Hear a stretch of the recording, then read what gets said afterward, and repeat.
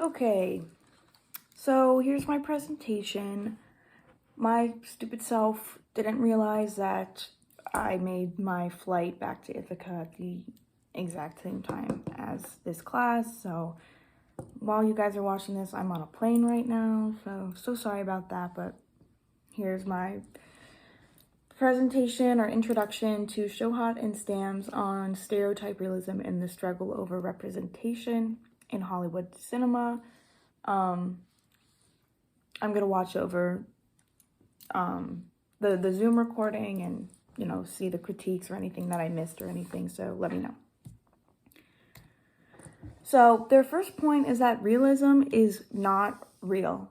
A huge point of realism is the fact that it depicts society how it is, and it's more serious, and it just creates like a reality thing. But in fact, that is not true. Instead, it creates a reality effect because it feels real, but it doesn't genuinely capture the genuine, true lives and experience of minorities or any group of like queer women, anything like that, because it is very white, Eurocentric views.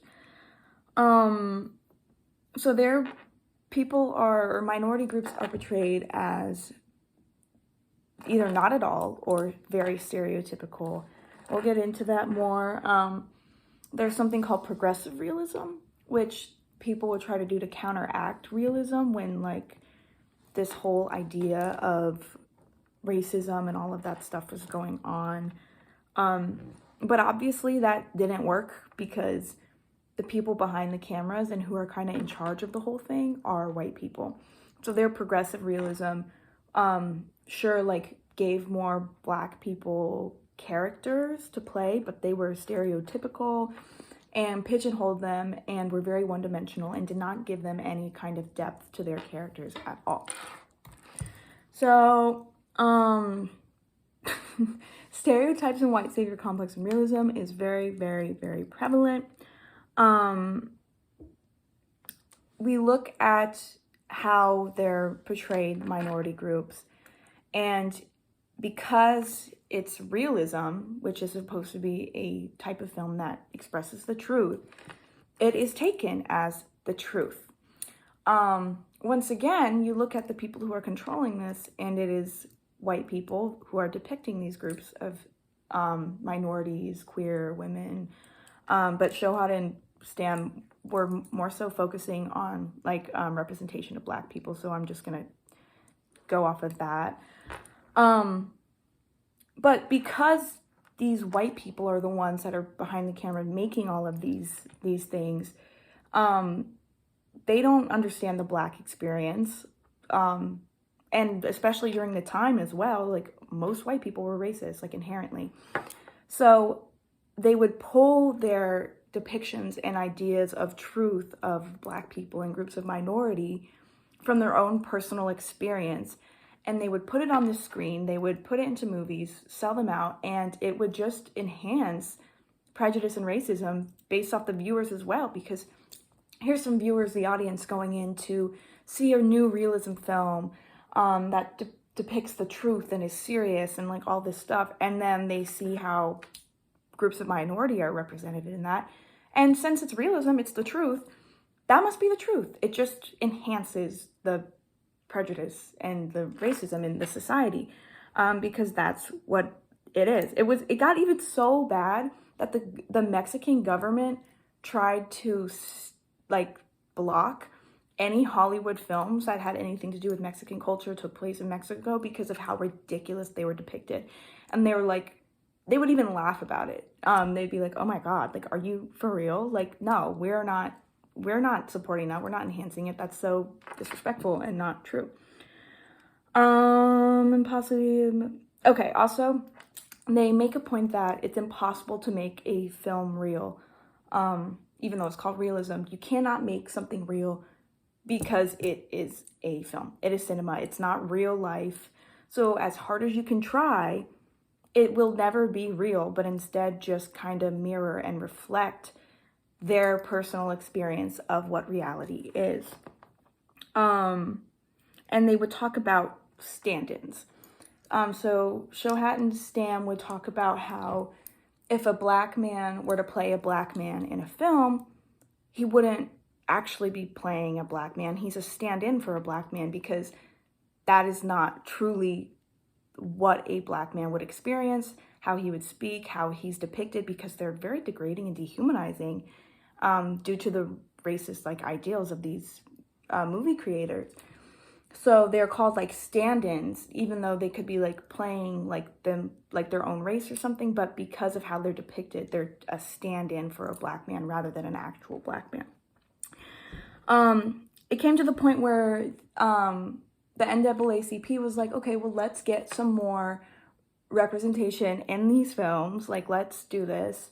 And the correct way to do it is to get people of color behind the camera, and not white people, because white people are racist and they're just gonna make, the black characters just stereotypical.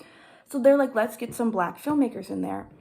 And the Hollywood Cinema responded with like, okay, well, if we do that, we have to be aware that we're gonna lose money and like spend a lot more money on making these films, not because they wouldn't sell out or anything like that, but because like, I forget who it was, but they said in the reading, but the man was like, but because black people cannot be trusted with large sums of money. So that just kind of further enhances like how the realism films and how they depicted like people actually resonated within the white society, like because they're depicted as like gangsters or dangerous or whatever they are, they cannot be trusted with large sums of money. So that just furthered the representation more. Mirroring. So they make the point that, once again, that it's just based off of like the white filmmakers like personal experiences. So like it doesn't actually mirror reality and mirror the black experience, but mirrors what the filmmaker believes them to be, and it's not accurate at all. It highlights systematic racism just because it is put out to like the nation. Like these films are put out to like large sums of people. Like there's a lot of people who go see these movies, and it's just like everyone believes it, but it's not necessarily true, because a lot of people who can afford to see these movies too are also white people. So they're just inheriting this systematic racism. Shohat and Stam also bring up something called prisons of image, which is just saying that like images and like these depiction of black people are prisons, because it pigeonholes them. It puts them in a specific how to act and like how they speak and everything. So it's like a prison of the image for these groups of minority rather than representation and a way to express themselves. Those like consist like prisons of image is like bucks and mammies. Like a attractive black young man is called a buck, and a mammy is like the like a heavier set black woman who like mothers and nurtures like whatever. But these are just inherently racist because it just creates roles for these black people to play in instead of just being themselves. So that sucks for a lot of reasons.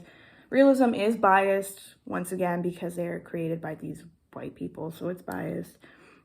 And also, they depict like these Eurocentric views on African religion and the term voodoo, which kind of brings me to my next point, or like the last slide or whatever. So mise-en-scène plays a huge role into this representation as well. The music that they play when a black person's on screen versus a white person, the lighting for a white, black, it just, these subconscious things really play into that role.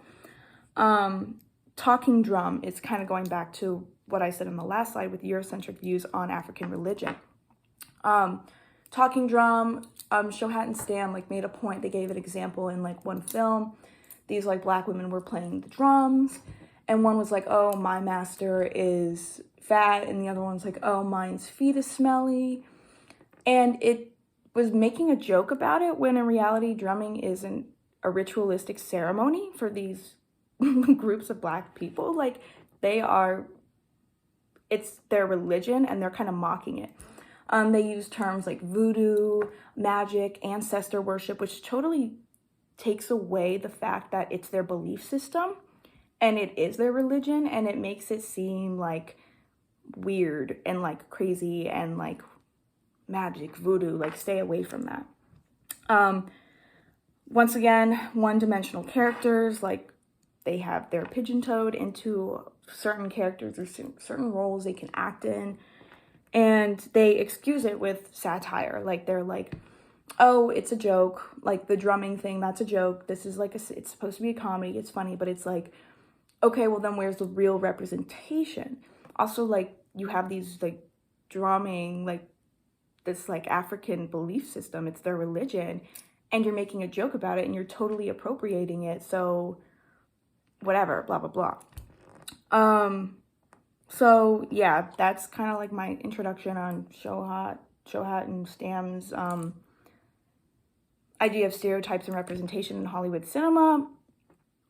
Let me know if I forgot. Well, I'll watch it back, but yeah, so that's that.